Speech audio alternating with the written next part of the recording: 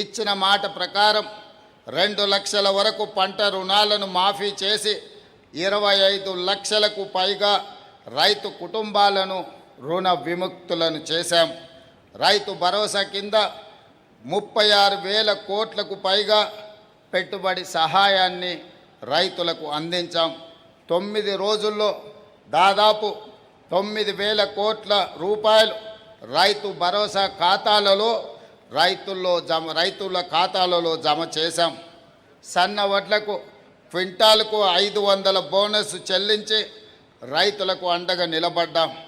గడిచిన 32 నెలల్లో వ్యవసాయం రైతు సంక్షేమానికి దాదాపుగా 1,70,000 కోట్ల రూపాయలు మన రాష్ట్ర ప్రభుత్వం ఖర్చు పెట్టడం జరిగింది.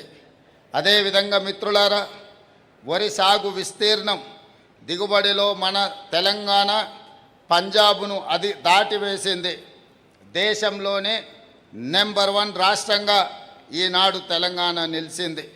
ధాన్యం కొనుగోలులో రాష్ట్ర ప్రభుత్వం కొత్త రికార్డులను నెలకొల్పింది. గత యాసంగిలో 8,575 కొనుగోలు కేంద్రాలు ఏర్పాటు చేసి 81,12,000 మెట్రిక్ టన్నుల వరి ధాన్యాన్ని రాష్ట్ర ప్రభుత్వం కొనుగోలు చేసింది.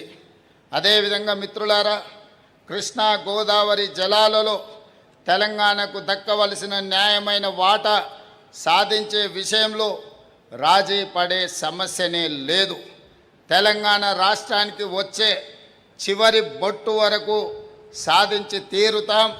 అటువంటి సాధనలో భాగంగా తుమ్మిడిహెట్టి నుంచి ఇటు పాలమూరు వరకు పెండింగ్ సాగునీటి ప్రాజెక్టులను ప్రాధాన్యత క్రమంలో పూర్తి చేసి చివరి ఆయకట్టు వరకు సాగునీరును అందించే దిశగా ప్రభుత్వం ముందుకు సాగుతున్నది.